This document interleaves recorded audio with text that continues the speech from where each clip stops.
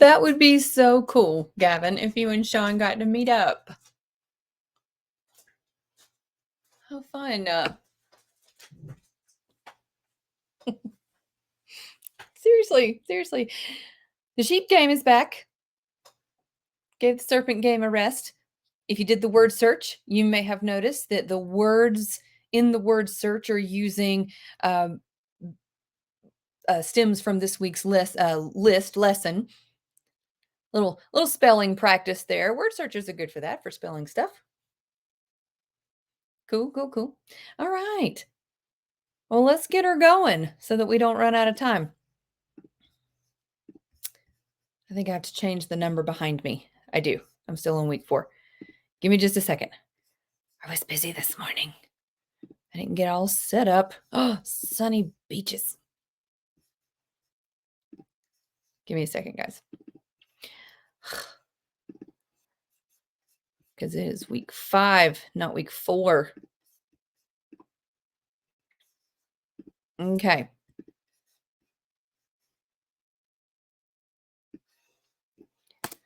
All right. How have y'all been this last weekend?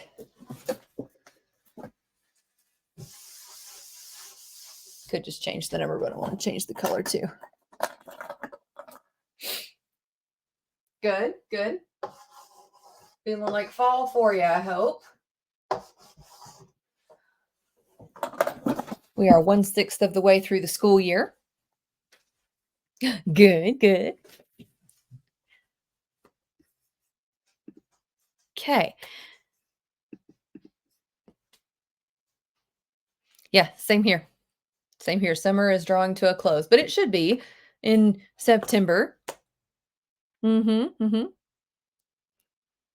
You don't expect summer to extend too far into September.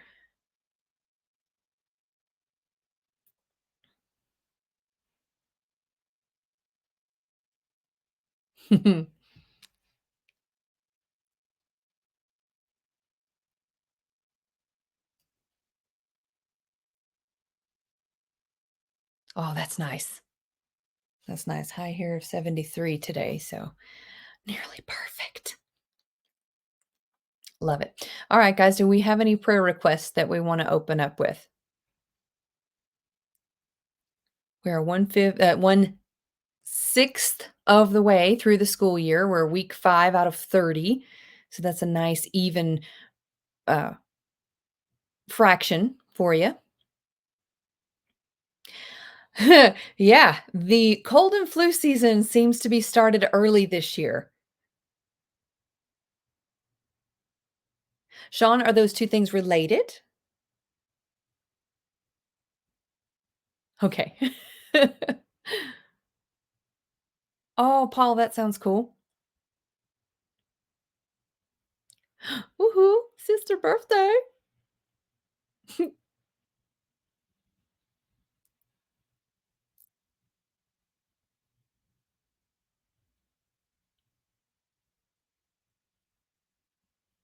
I do not know how to play chess. The people who do know how to play they say it's fun. Gavin, I'm afraid I would be if I were to learn how to play. I can play the heck out of checkers, though. I'm here for checkers.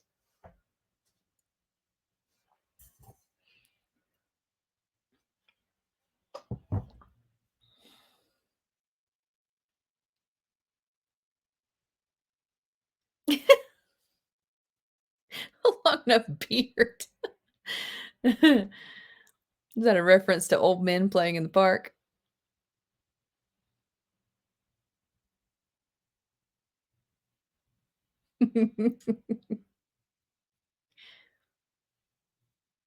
I do love that Disney short where I think it's called Jerry's Game, where he plays chess with himself.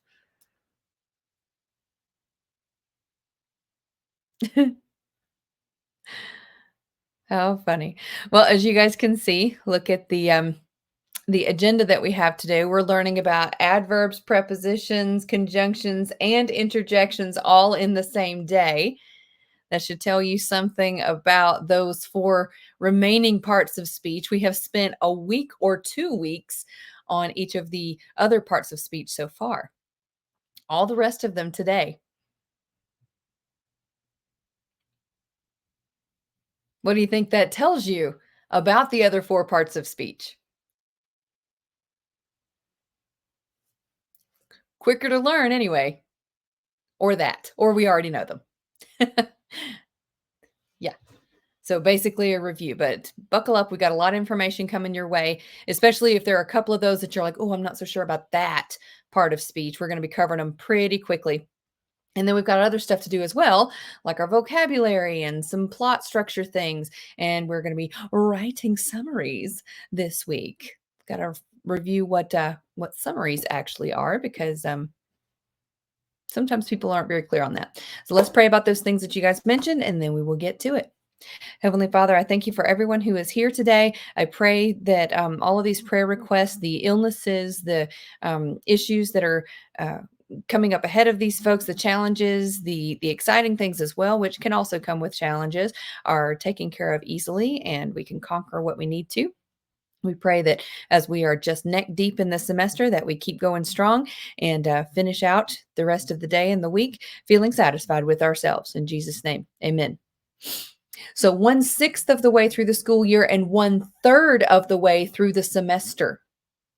And if you're like me and you live for the breaks, we have this week's class, of course, today, next week's class, and then we're off for fall break. Can you guys play chess together on chess.com? Like in a digital game?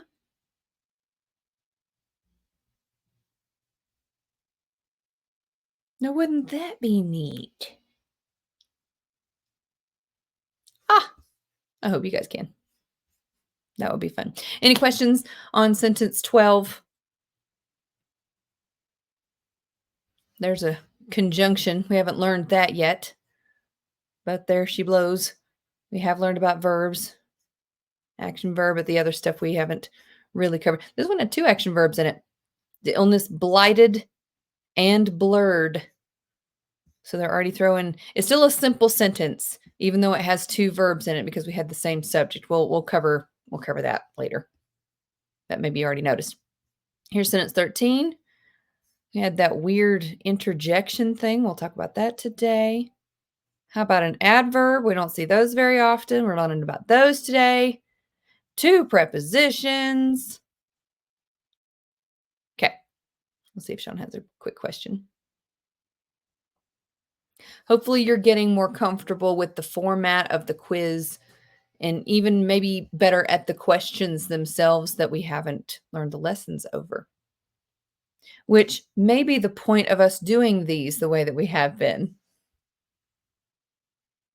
I'm seeing a lot of 100s as I'm going in and replacing your not 100s with participation 100s. I'm having to replace fewer and fewer.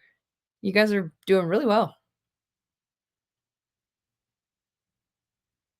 Oh, Sean. Hate misclicks. Hate them. If we need notes, I'm going to start with adverbs. Yes, I know I started with number 5 because it is our 5th part of speech. They modify verbs, which is an easy one, adjectives, and other adverbs. Okay. Did anybody learn adjectives and adverbs as answering certain questions? Adjectives tell which one, how many, what kind. And then adverbs tell where, when, and to what extent, I think. Anybody learn them that way? I did. Like they taught me that in school. Yeah, Laura, they taught me that way in school, and I really am not sure why they stuck with that for so long, because what they modify makes more sense than answering those questions. But maybe different people learn different ways. I don't know. Anywho, that's another way that you can think about what adverbs do. Okay, so the whale swam slowly. What part of speech is swam?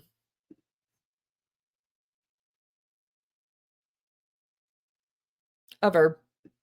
Okay, so that's how it modifies a verb. How about Ahab is too tall? To is an adverb for tall. The adjective. Now, this is where it starts to get a little hairy. Oh, this is fun. Okay. Adjective. Well, what is tall modifying? Tall is modifying Ahab. So adverbs can be challenging because sometimes we have to think about what they're doing in multiple steps. Okay, so to is modifying tall. What is tall? Well, tall is modifying Ahab, therefore it's an adjective. Okay, so therefore if to is modifying an adjective, it's an adverb. You see how it can get a little muddled in there. So that's why. Okay. All right. I like you too. Like will be a verb, so that one's pretty easy. Uh-huh, uh-huh, uh-huh. How about the harpoon flew very quickly? Very is an adverb for quickly. What is quickly? Oh, it's an adverb. How did you know that it's an adverb? Did you have a clue? Because of the ly. How did it fly? It flew quickly. So quickly being an adverb for the verb flew. Oh, and very is modifying another adverb. Mhm. Exactly. So the adverbs are harder for us than adjectives. For that reason that okay, they're sometimes multiple steps. Another reason is because they're not always right next to the word that they're modifying. That makes it fun. And like, wow, it could be like across the entire sentence from the thing that it's modifying. Also, we don't see adverbs nearly as much as we see adjectives. You've noticed that, I'm sure, in the quizzes, like adjective, adjective, adjective, adjective. When you have to click on adverb as your answer, you're like, oh, look at there. There's an adverb. So, for all of those reasons, adverbs are a little bit more challenging.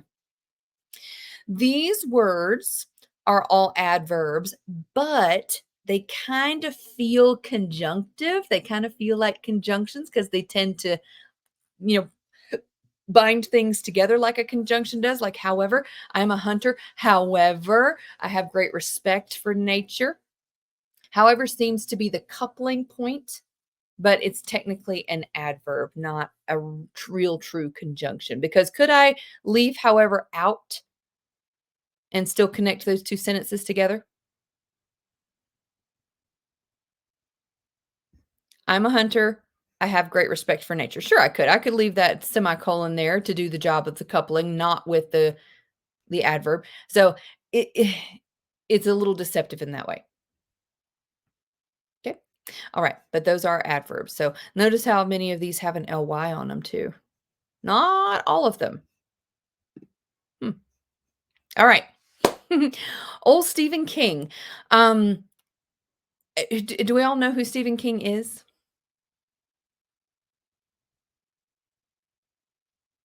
Ooh, if you know who he is, do tell. Yes. What are some famous writings of his? Mm-hmm. It.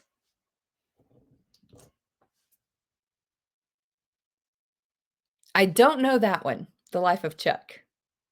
He did not write Dracula. He wrote a book about Dracula, though, called Salem's Lot.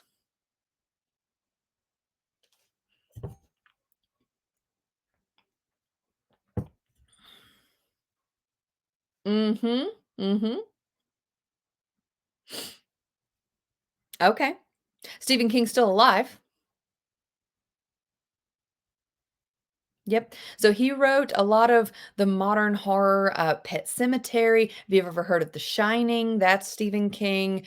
Um, he wrote some non-horror books as well, but he's like super, super successful as an author. He lives in Maine. Who in here? Anybody live in Maine? Nope. I have a couple of Maine students this year. Anywho, Stephen King is a masterful writer. Like, he has sold a ton of books. Well, he used to be before he became a really famous author, he used to be a teacher. He was a writing teacher, and he would teach his students, the adverb is not your friend. Now, not every quote from every teacher is going to be valuable, but this dude clearly knows his writing, right? He's a bajillionaire because he's sold so many books. So I tend to perk up whenever a master gives advice like this. The adverb is not your friend. What do you think he means by that?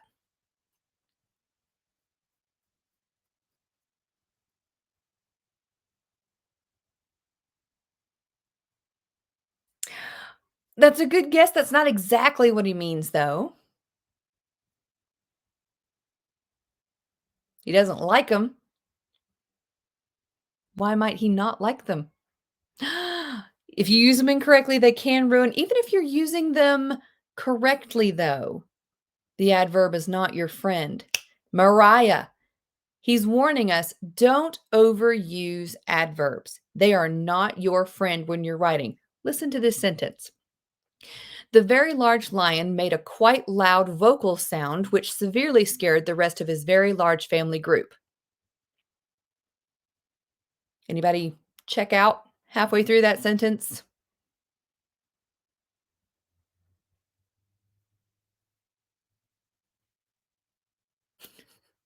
Too much. It's quite annoying. Rewrite that sentence for me, keeping the context, but making it better. Silas.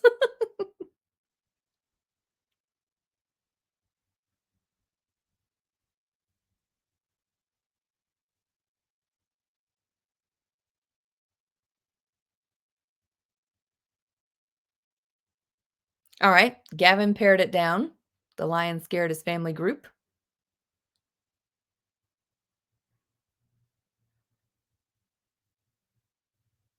The lion made a sound. Mm-hmm. Or roar. Changed quite loud vocal sound for a loud roar. Silas, I like yours. Is there another word for very large family group that we could trade those words in? Pride. Uh-huh. Uh-huh.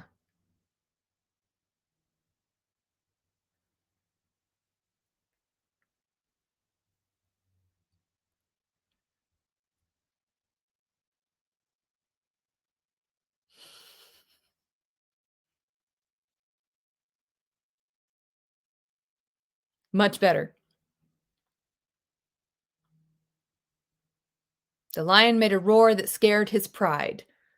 The large lion made a roar, a loud roar. Right. We can keep some modifying words in there. We don't have to eliminate all of our modifying words, but I used I let me count the adverbs in there. One, two, three, four. Yeah, I used four adverbs in there and quite a lot of adjectives as well. And it made it clunky and boring, right?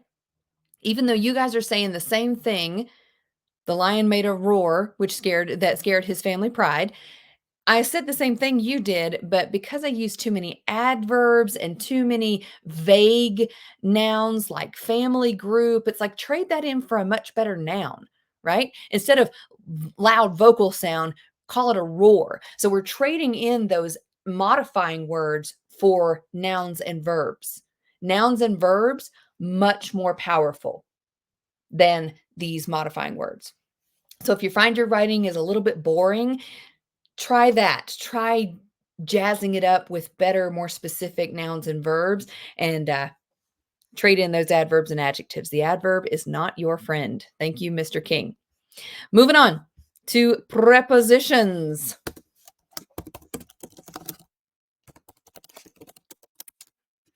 I use the mouse is blank the chair. You may have learned it with another animal and object like a rabbit and a stump or a bird and a branch. Anybody else learn prepositions and a trick sentence to help you with them?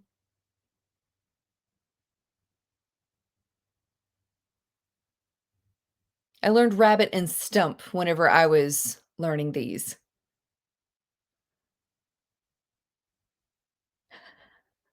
But I think mouse and chair is really cute. I'm going to turn on the whiteboard. No, we cannot use a verb, Silas. That's the exception to this little trick sentence here. But Sean said the mouse is on the chair, near the chair, around the chair, within the chair, with the chair. What are some other prepositions that could go in there? Under the chair, by the chair, next to the chair, atop the chair, in the chair.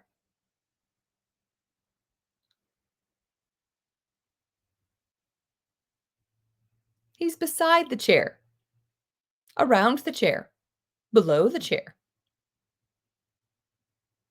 All prepositions with the chair, between the chairs, on top of the chairs, above the chair.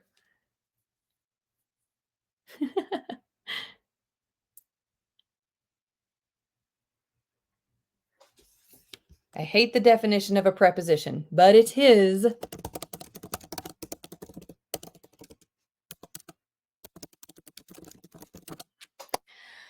Shows the relationship between two things. Now, that is the worst definition, the most vague definition, tells you nothing. So the mouse and chair sentence ends up being how we actually learn prepositions. Although the definition is the best one I can come up with because that's exactly what a preposition does.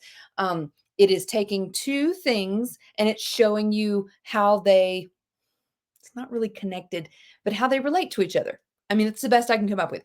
How the mouse relates to the chair. Is he on the chair or is he in the chair or is he under the chair? Okay. So the mouse sentence works with physical position prepositions.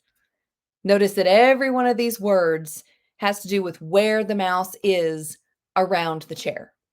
There's another one, around the chair. Okay. But there are some prepositions in our language which don't work in the mouse sentence. And here they be. During, the mouse is during the chair. No, the mouse is since the chair. No.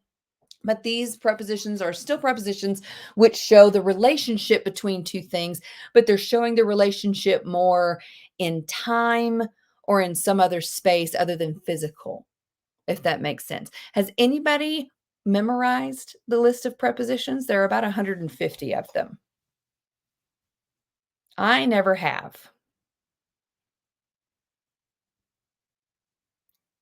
It's easy enough to recognize them, even though there is a finite number of prepositions. Have you really, Laura? Wow. Did you memorize it to a song?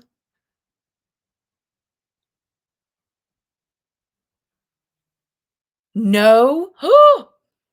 You must have a memory like ironclad then. My gravy.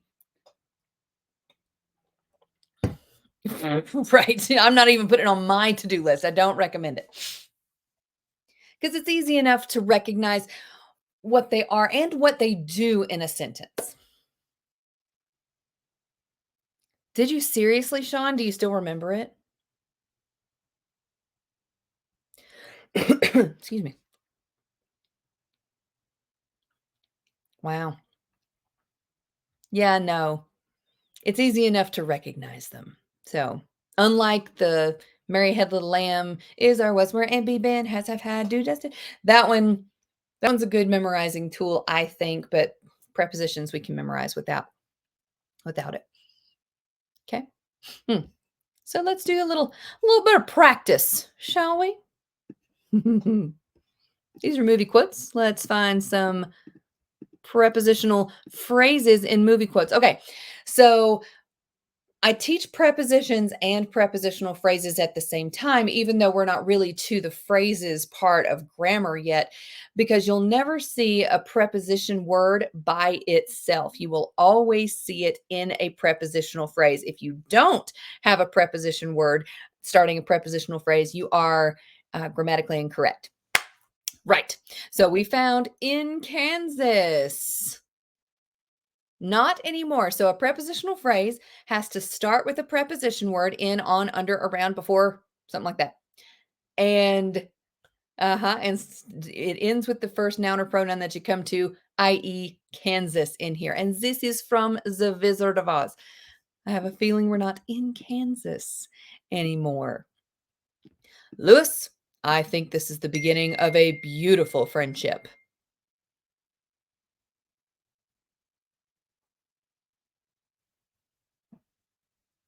Tried to watch this movie. I was bored out of my mind.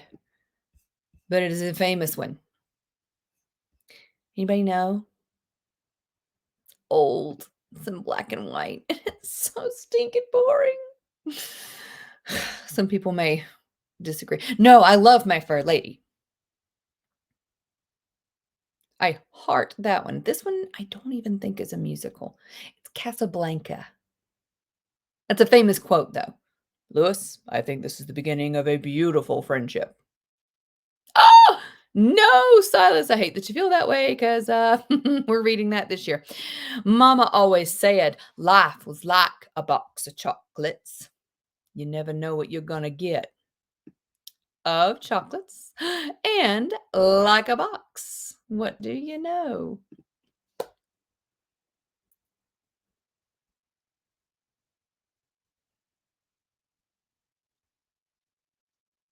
Good. Movie? I gave him a very thick Southern accent, an Alabama accent, actually.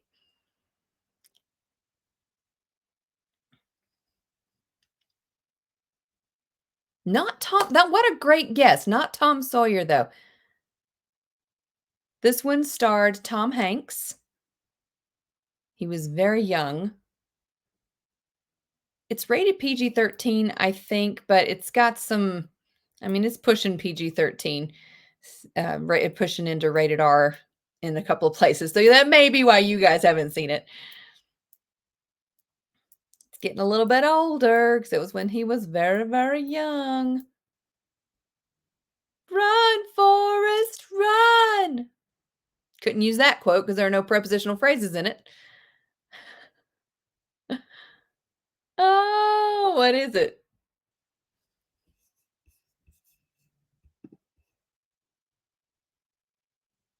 Forrest Gump.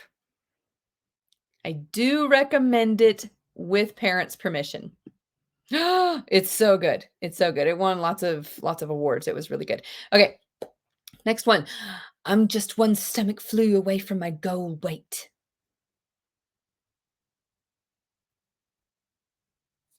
From my goal weight. Very nice, very nice. This one, this one is from a movie about fashion. Emily Blunt stars in it, so does Anne Hathaway and Meryl Streep, and it's about a tyrannical boss just terrorizing her assistants. The Devil Wears Prada. Yes. The girl in it is so skinny already that the only way she can get skinnier is to get sick, which is not healthy. Sean, it is set in New York City. You definitely should give her a gander. It's a chick flick, though. I'll warn you. Sunnyside is a place of ruin and despair, ruled by an evil bear who smells of strawberries.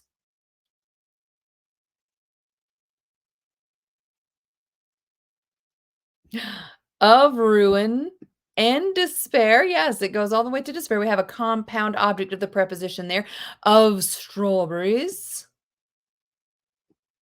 and by an evil bear. Excellent. You guys are starting to pick out what prepositional phrase, like you almost get a feel for them, don't you? You start to see a pattern. Oh, okay. Of ruin and despair, by an evil bear, of strawberries. Toy Story 3 is it. Yes. Where they go to the daycare sunny side. It's so good. I pretend that the 4th Toy Story doesn't even exist because I love the ending of Toy Story 3. Like, they needed to stop there. No more. For real, right? I mean, what better conclusion can you come to? I know. What were they thinking? Like, some of the voice actors even died. They couldn't use all of the voices because some of those people had died. It's like, y'all stop. Know when to stop. 2 is good too. I did enjoy 2. I think 3 may be my favorite though. Good stuff though. Good stuff. There's no crying in baseball.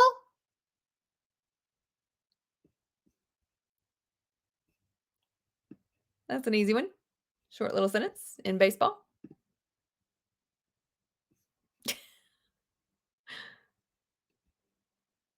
That is an awesome guess, Laura, but it is not The Sandlot. Another one of my favorite movies though. Not Rookie of the Year. Another great guess. It's A League of Their Own. That's what it is, also starring Tom Hanks. This is the 3rd Tom Hanks movie that I have quoted. I think I like Tom Hanks. Yeah, yeah, he's a drunk baseball manager, and he finally is getting into coaching these women who are replacing the men who've gone off to war. A League of Their Own is such a good movie. It is just so good, and the woman is just kind of upset, and she's crying, as women sometimes do, and he's like, "Are you crying? There's no crying in baseball." He's so good. He's so good. "I'm the king of the world." This is definitely Titanic, yes. Not a very popular movie, especially when it came out, but it was not the best movie, I thought. Eh, I only meh recommend it. It's a long one. Oh my gosh. It's a long one. Anyway, of the world, prepositional phrase. How about this one? It is so long. And though every single human in the stands or in the commentary boxes was at a complete loss for words, the man who in his life had uttered fewer words than any of them knew exactly what to say. You guys are finding all the prepositional phrases in there. In the stands, in the commentary boxes, at a complete loss for words, in his life, of them. Sean! Nailed it, dude! That's exactly right. It's the end of Babe. I know, right? Silas, agree to disagree, my friend. I love almost all these movies. I don't love Casablanca. Okay, I put parentheses around "to say" because it's something other than a prepositional phrase, although it does start with the preposition word "to." "To" also begins another type of, uh, phrase for us, though, infinitive phrases, right, so we won't go into that right now, but it is not yep, it is not a prepositional phrase.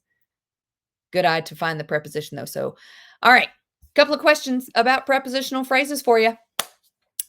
Um, does every sentence in our language have to have a prepositional phrase?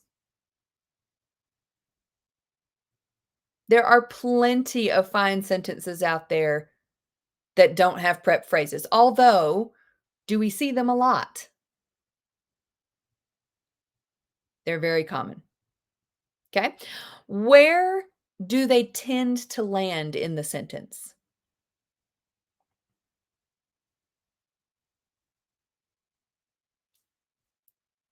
Close or at the end? Correct. Correct. Do they have to be at the end, though? Obviously not. Um, None of our sentences in these examples start with prepositional phrases, but can a sentence start with a prepositional phrase? Yes, it can. In fact, the very first sentence of the very first book of the Bible starts with a prepositional phrase. If the Bible's able to start, then you can too. In the beginning, God created the heavens and the earth. That's right. So when I'm looking for prepositional phrases, anywhere in the sentence is fair game to find one, but I tend to gravitate toward the end of the sentence to find them. I mean, look at, let's see, numbers 2, 3, 4, 5, 6, and 7. So 6 of the 10 have ended with prepositional phrases, and most of them are close. Um, so we said that you don't have to have one, so you can have as few as no prepositional phrases. Is there a maximum number of prepositional phrases I can have in a sentence? That's why I put that number 8 down there to show you that there can be a bunch in there. Technically, there is no limit. Now, quality of writing starts to suffer if we add too many prepositional phrases, but grammatically speaking, you can put as many as you want in there. How long is a prepositional phrase typically?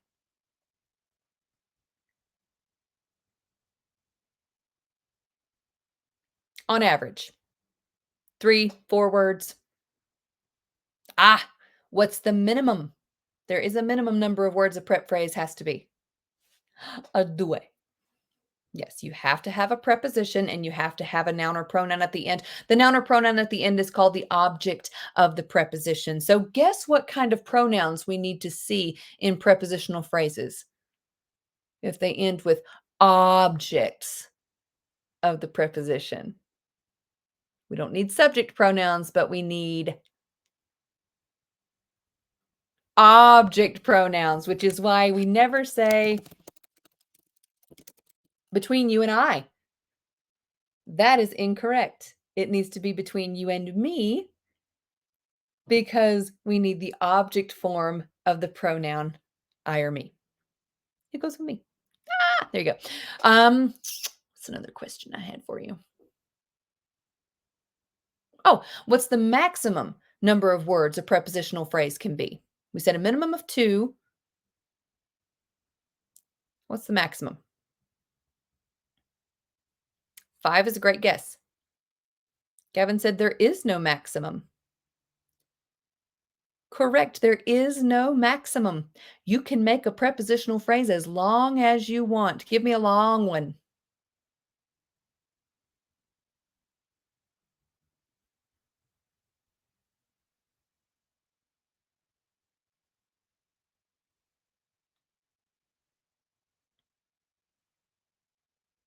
You just got to put a lot of words between the preposition and the object of the preposition.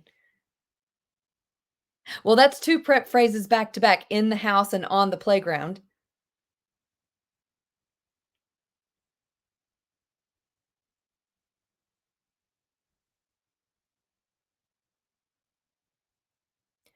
Of all of the all of all the crazy thing, well, of all would be the prepositional phrase there. So let's take, in the very long food line. There you go, there's a 6-worder.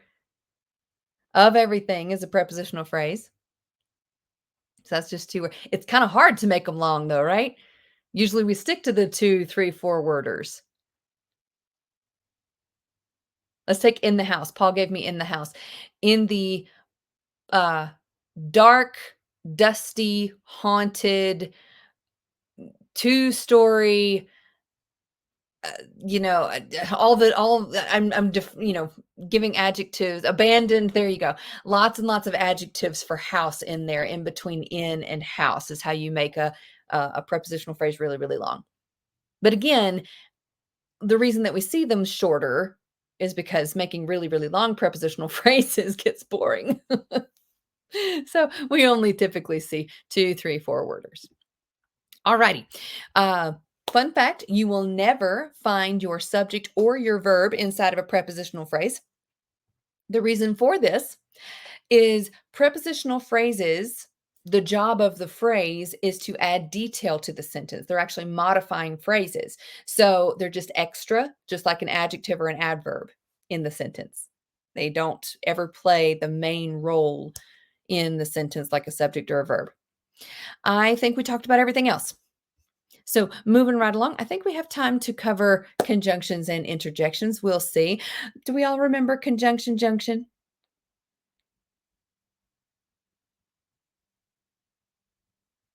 What's your function? Anybody in here never seen conjunction junction?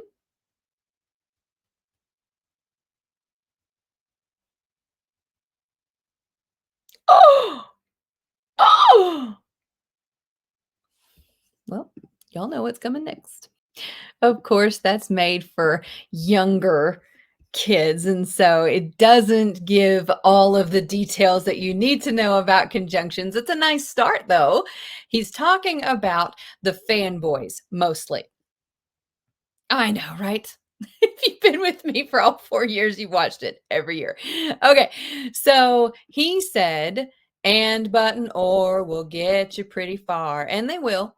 Those are the most commonly used coordinating conjunctions. He didn't explain the difference between coordinating conjunctions and subordinate conjunctions because it was a 3-minute song made for little kids on Saturday morning cartoons. I know, right? And do you not sing it at random parts during your day? Conjunction, junction, what's your function? Okay, so that's exactly what they do. They're hooking up words and phrases and clauses. Our coordinating conjunctions are connecting two things, word, phrases, or clauses that are on equal ground, i.e., the train track example that they give. So, whenever we have a coordinating conjunction, co meaning together, neither one is more important than the other. Neither one happens before the other. There's just like an equal coupling. Okay. So that's why we've got the fanboys and button or are in there. Now, for FOR, that one looks like a preposition. The mouse is for the chair, the flowers are for the girl. That is often used as a preposition, not a conjunction. I will give 5 points to a person who can use for as a conjunction for us.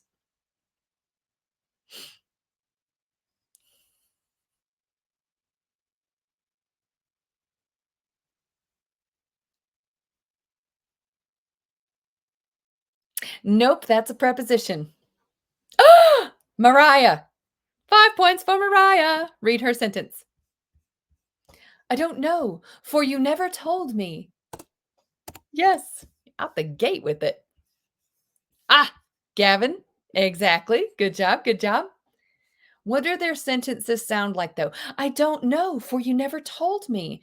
He went to bed, for he was tired. What does it sound like?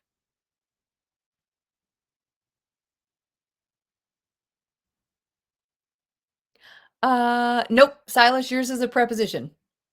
It sounds very elegant.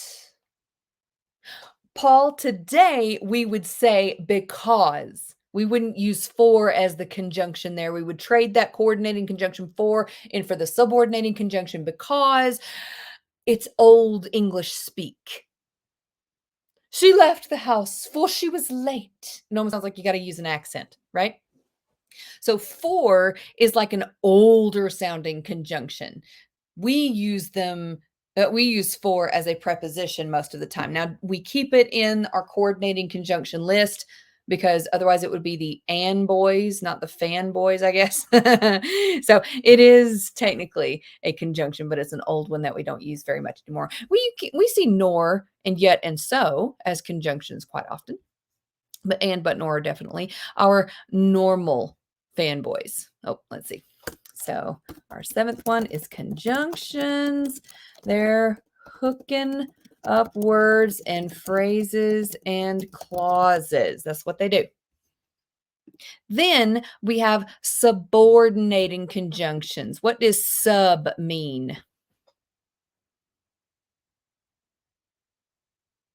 So the train track analogy doesn't work for subordinating conjunctions because the two things that we're connecting are not equal.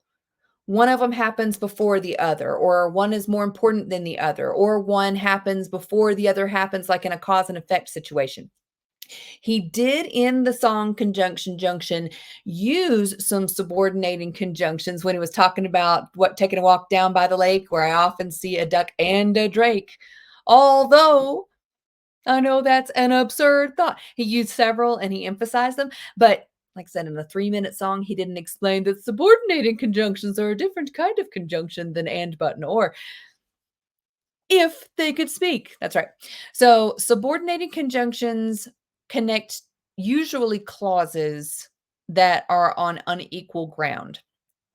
And this is the list of them. I've got the ones in red that you kind of need to, to put into to memory.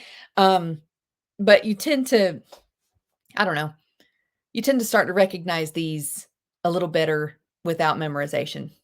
Kind of like prepositions. Anywho, they connect things just unequally. Here are how they are used. Oh, sorry, this is not coordinating. These are subordinating. Look at how they are connecting two clauses together. What kind of sentences do these make whenever we use subordinating conjunctions? I will give you an allowance when you clean your room. If we don't listen, we won't understand. Complex, Mariah, yes. So we'll revisit subordinating conjunctions when when we study complex sentences. So, kind of put a pin in that. All right. Um, it's time for our break. So let's actually go in into our playing area while we're on our break, and then when we come back, we will look at interjections and be done with grammar finally for the day. I'll see you guys in 5.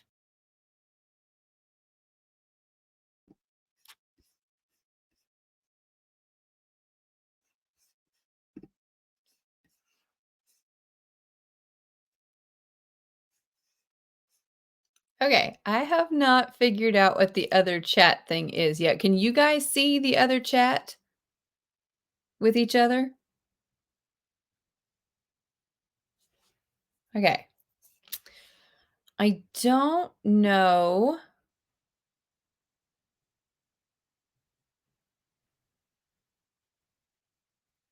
Hmm. All right.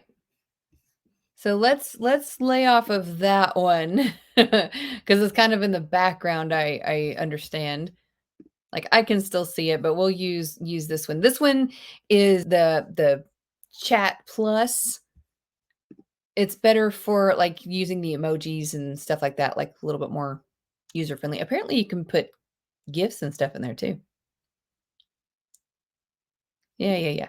Okay, let's learn what interjections are. It's the last and the least of our parts of speech. Interjections. If I had to guess when our language was being organized and grammar was being figured out, I bet interjections were not the first were not part of it at first. I bet we only had 7 parts of speech because interjections don't really serve any grammatical purpose. They just throw emotion into the sentence. It doesn't react with any other words. It doesn't name anything or give any action, doesn't modify, nothing like that. So it's just like mainly grunts and noises. Although we do have a couple of words that are definitely distinct words like yes and no and all the variations of yes and no. Exactly, exactly. So interjections are just kind of thrown in there. Typically, they are found at the beginning of the sentence. And if you put them, okay, is an interjection. If you put them at the beginning of the sentence, then you need to put a comma between them and the rest of the sentence. So if I'm going, well, I'm not sure, or I think so, then I need to put a comma. Same thing with yes and no. Separate. Can we find interjections other than the beginning of the sentence? Yes, we can. We can. But typically, we find them at the beginning. Mhm, mhm. Typically. Okay, let's identify the parts of speech. We'll just go through these just for speed's sake because we still have a bit to cover. Gotcha, John. Okay. Yes, what part of speech is it? Interjection. Good. And number 2, illegible. What part of speech? Adjective. Very good for illegible handwriting. Wow. Interjection. Tortuous. Adjective for highway. Good. Ah. Interjection. Sacrosanct. Not a noun. We may not know what sacrosanct means. The principles are sacrosanct. It's an adjective for principles. Good. How about metamorphosis? That's a noun. How about wow again? Interjection. After. Preposition. Good. Manual. Adjective for labor. Excellent. Okay. Now that we've covered all 8 parts of speech, everything on level 1 should be in our wheelhouse, should be doable.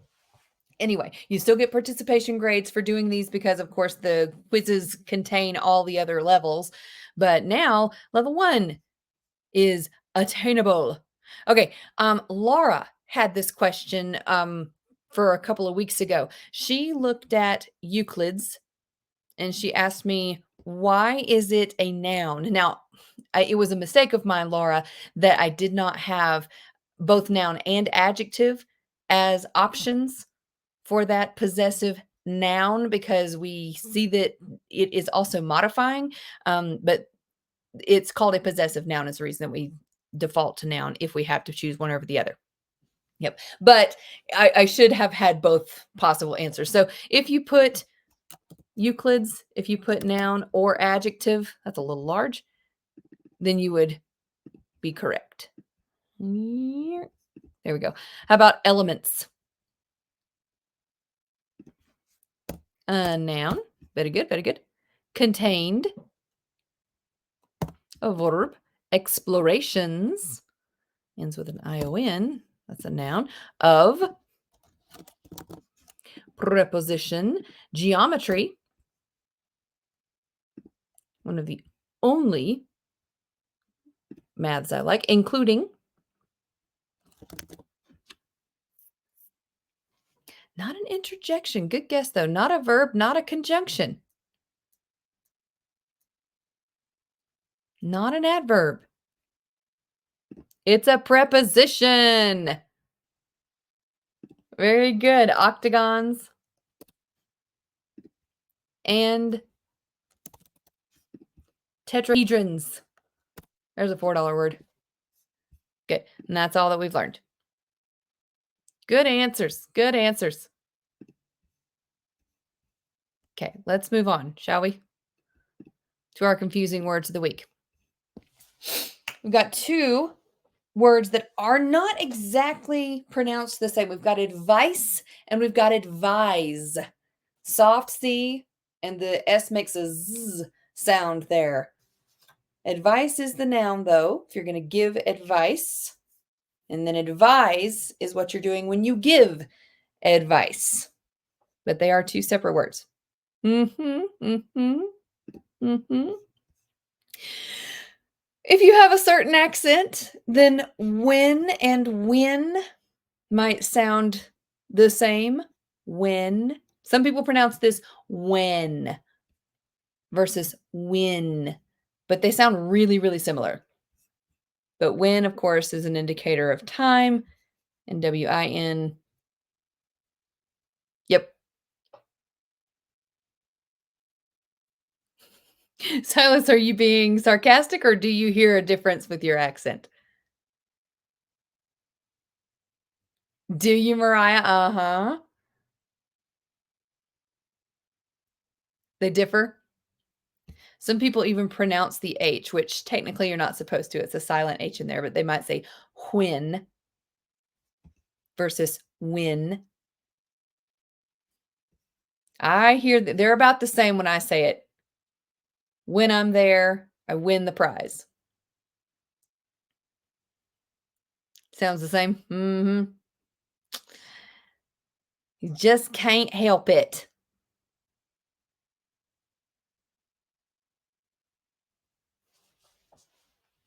So it sounds different for you, Victoria, when and win. I guess it's an eh sound for some. When. Ah. Which is why we do these. Okay.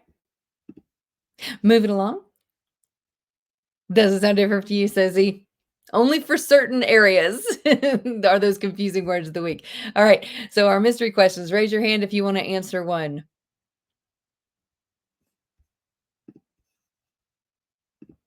Sean, answer number 1 for me, please. Fred, number 2 belongs to Fred. Mariah, if you'll do number 3, please, Mariah. Gavin, if you'll do number 4.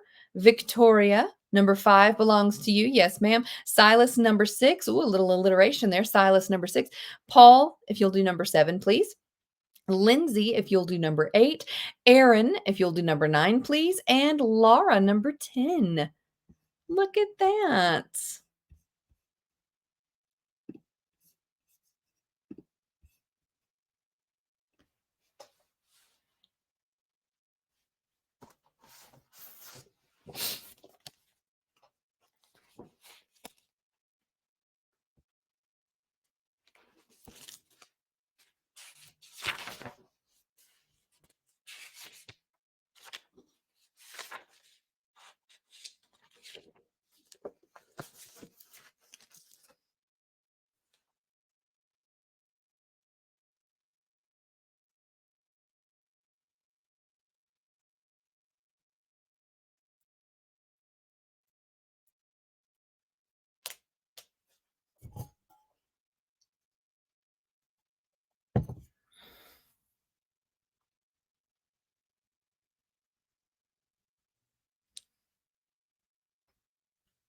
9 is a hard one, Aaron.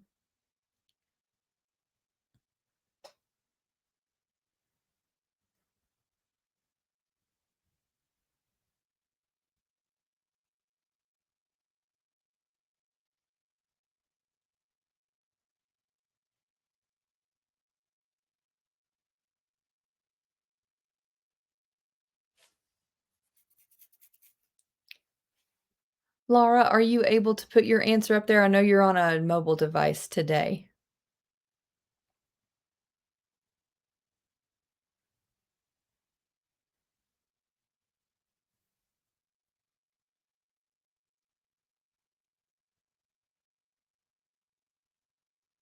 Yes, Silas, you are. Ah, gotcha. All right, Laura. Number 1. Is a resonant voice one that doesn't carry over a distance? No, it does carry over a distance. So resonant, son meaning sound, re meaning again. So a voice that is resonant is doing what? The again part is the clue there. Echoing. It's loud enough that it creates an echo. That's right. So it's resonant, it's very loud, very strong, and it comes back at you because it bounces off something else. Good. Number 2, is Robert a surname? It can be, though typically we hear Roberts or Robertson as a surname. What is a surname?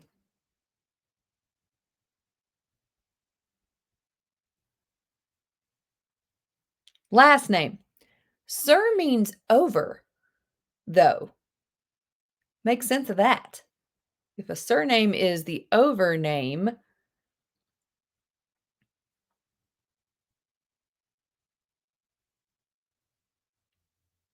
but our first name comes first.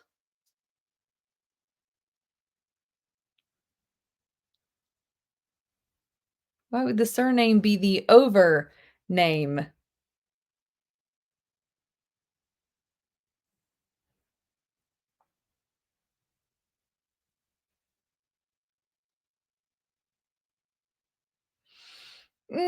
Maybe. No, not your nickname. It's your last name. The family name, the name that's over your whole family. We're the Bontraggers. It's the name we all share that's over our household, so that's why we call it a surname. So if you're asked about your surname, they're asking about your last name. In a blended family situation, not everybody shares the same last name, but traditionally, of course, we do. You will share the last name of the others in your household, you know, typically, but that is your surname. So Robert is not typically a surname. It's Roberts or Robertson. Number 3, do most executives use chronometers? They do if they want to tell time. Chrono, time. Meter, measure. Give me an example of a chronometer. You use one. You use a couple. A watch, clock. What about a chronometer that breaks things up not by seconds, minutes, and hours, but by days, weeks, and months? A calendar is also a chronometer. Anything that measures time. A metronome could be a chronometer. Yes, it could. An hourglass is also a chronometer. A sundial is also a chronometer. There you go, Sean. There you go. Number 4. Is Great Britain ruled by an octarchy? It is not. What is an octarchy?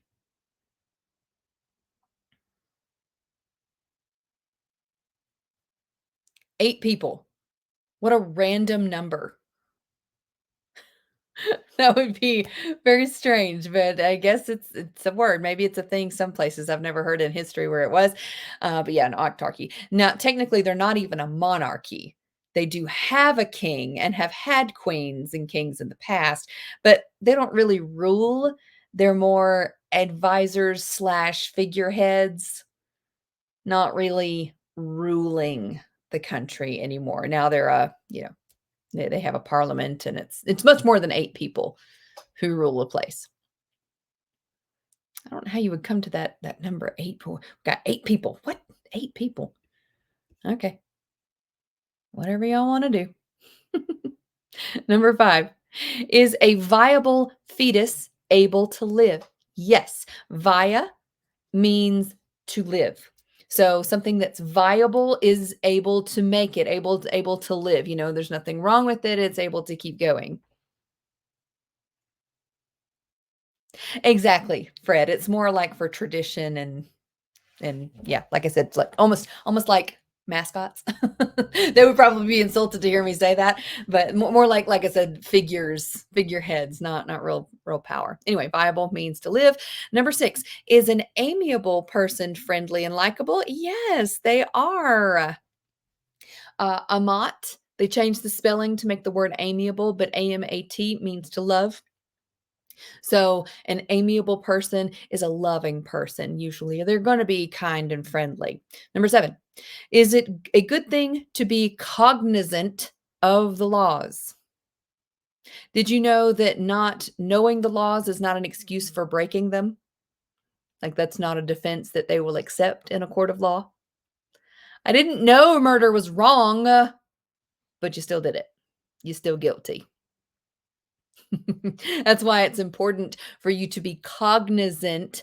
COGN is to know, to be cognizant of like traffic laws in your area, because you may have some funny ones that you have to know how to do them, because if you get stopped for breaking a weird law, like not knowing how to use a roundabout or something, um, they will still give you a ticket even if you're like, I didn't know. Otherwise, everybody who got caught for a crime would be like, I didn't know. Not an excuse. You must be cognizant. You must know the laws. Number 8, is a contrast an explanation of why two things are alike? No, it is not. What is a contrast? Contra.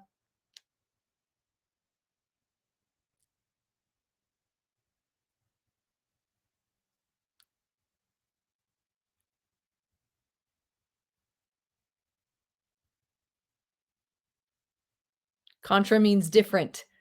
So a contrast is when you've got two things that are different from each other. Okay.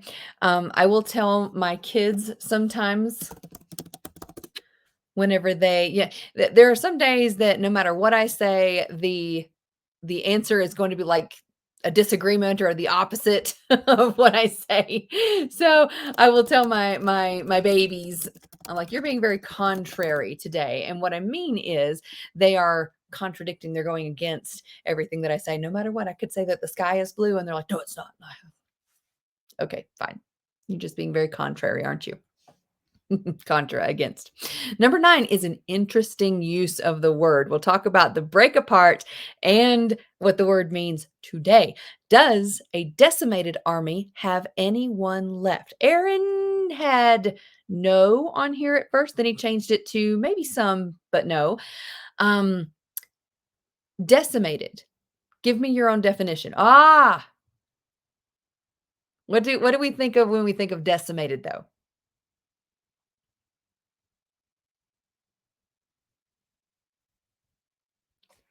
Gone or almost all gone, right? Decimated. I've defeated it completely. But Victoria said, but wait, DEC means 10.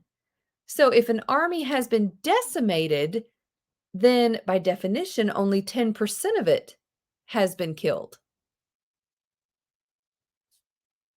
Interesting. I don't know where that. Thanks, Bubble.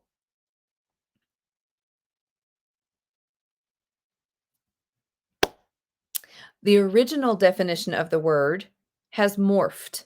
That happens occasionally where we exaggerate more and more to eventually the pieces of the word don't match the current definition of the word. And this is a word that's happened to. So no longer just 10% defeated, it is more like 100% defeated. So really, we should call it sentiated, right? Cent means 100. You've just sentiated the whole army, not decimated. Decimated is not too bad. We did pretty good. 90% of us are still left. Hey, high five, everybody. Yeah, no. Decimated today is very different. Laura is going to answer in the chat for this one because this one was hers. Will a thermotropic organism grow in the direction of heat? Thermotropic. What do you think, Laura? Correct. It will. We think of most plants as being heliotropic, helio meaning sun and trope meaning to grow, but thermotropic would be heat growth, like growing in the direction of the heat. Now, I don't know of any organisms that are quite like that, but I know that like sunflowers, you've ever done the sunflower thing where it's facing the window where the sun's coming in, you turn it around and it's going to grow itself in the way of the sun.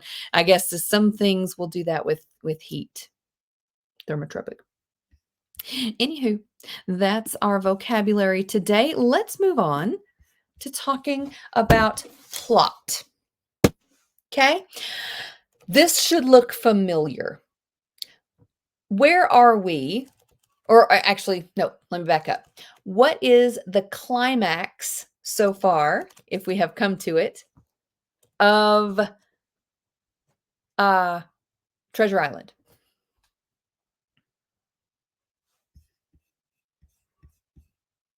Oof. That was tough. We like Jim being caught.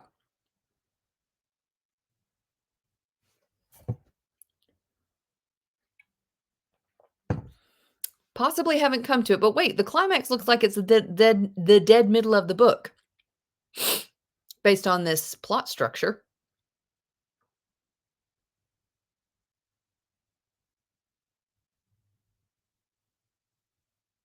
But it isn't. Yeah. Imagine if a story's climax, the most important part, the most highest energy, most emotional part, the climax, if it were in the dead middle, then it would be weird because okay, so we've got to the most important part in the middle, and then we have half the book to go. What could they possibly do in the second half of the book?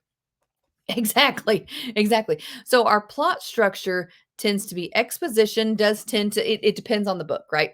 The exposition can be pretty long. But then we've got little ups and downs all the way up to the climax. Like there's little false climaxes, some excitement and then it wanes a little bit, and some excitement and then it wanes a little bit. And then we find the climax and then the falling action and then the resolution. So the pink line is more accurate to what a plot structure actually looks like, but for simplicity's sake, we do the proportional climaxes and the peak of the mountain. But just so we know, the climax is typically toward the end. It won't be, I guess it could be, but it usually won't be on the last page. What would happen if the climax were the last page of the book?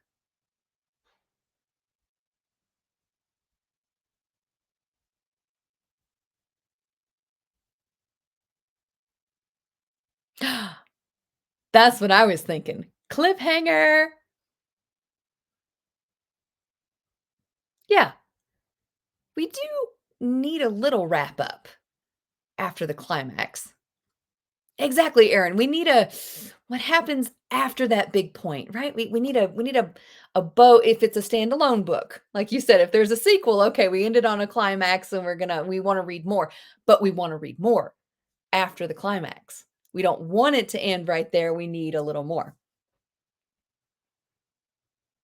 Mariah, I have seen the climax happen and a couple pages later, the book wraps up. So the falling action and resolution are very, very short. But most of the time, the climax is a couple of chapters from the end. And then we've got some sort of okay, what happened after the big battle or after the breakup or after the whatever, after the first prize was won, whatever the climax happens to be.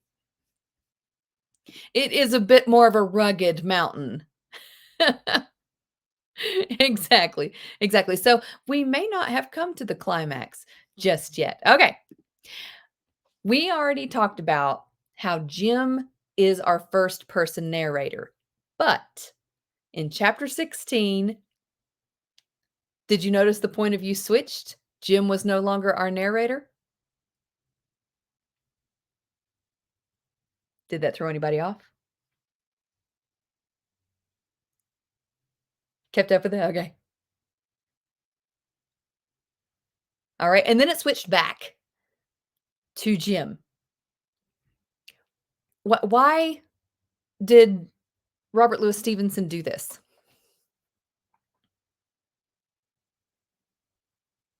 And only for a little bit. There are plenty of books that have multiple narrators, but usually it's pretty equally dispersed. Here we've got Jim, most of it. Little blip is Dr. Levinston, whatever his name is. And then switch back to Jim. Where's my boy? Oh no, my boy.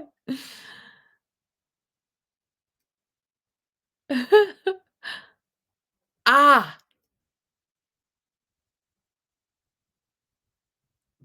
Jim wasn't in the center of all the action for a little bit because he was captured or he was on the island. All right. I don't know.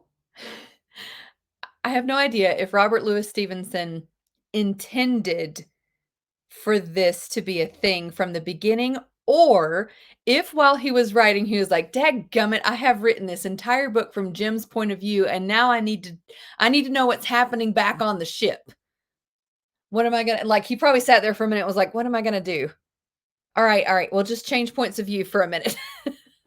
So you can see how having a first person narrator limits the story quite a lot because wherever the narrator is where the story is happening. What if there's action happening away from the narrator, right? Away from the first person character narrator. It's like, oh my gosh, dang it. This is something that needs to be told in real time, not them be like, hey, Jim, this is what we did over on the ship while you were, hobnobbing with Ben Gunn out there and a crazy thing. So if it seemed weird, I don't know it, but I suspect it was not really something that Robert Louis Stevenson thought through very well. He does have an old writing style. It's a very Victorian sound to his writing. All right. Glad that it wasn't too bad for you guys. As we wrap it up here, let's talk about writing summary. Speaking of wrapping up, right? Because the summary is just a wrap up. You read what you're summarizing until you understand what you're summarizing. You can't very well summarize the high points if you don't understand what you're reading. So if something is needing to be summarized, you've got to understand it. Take notes on the highlights if you need to, especially if it's something big, and determine the most important parts. So are you required to give every single detail about what happens if you're asked to summarize something? In fact, I don't want every single detail if I've asked for a summary. Just the high points, just the important things. Yes. Please, for the love of all that is holy, don't tell me the color of the character's shirts unless that's very important to the plot. Okay. All those little details can be left out. Well, exactly, Silas. That would just be a retelling. So some people have a hard time knowing the difference between retelling a story and summarizing a story. If I want you to retell it in your own words, yes, I want every single detail, just kind of in your own words, right? But if I'm asking you to summarize, don't give me all of the details. I want just the highlights, just the very, very most important parts. Okay. So, your job in your journal this week is to summarize what you're reading in your Advanced Academic Writing 1 book. I want no more than 10 sentences. You're reading pages 4 through 10. So, what is that? 6, 7 pages total in Advanced Academic Writing? So, wrapping it up in 10 sentences may be kind of tough for some. That is a practice in summarizing for you. We're going to be finishing up Treasure Island, chapters 28 to the end. So the climax is yet to come. Yes, we are. And then you have a bunch of little quizzes for all the 4 parts of speech that we learned about today. None of them are very long, but don't wait till the last second because of course there's a lot to it. Okay? So kind of a heavy week, check mark wise, checking things off, but it still shouldn't take you too terribly much time. All right. That's it for us, everybody. So if you have any questions, please let me know. If not, you are dismissed. Aye, aye, you are dismissed, sailors. See y'all next week. Just a couple minutes, but yeah. Bye.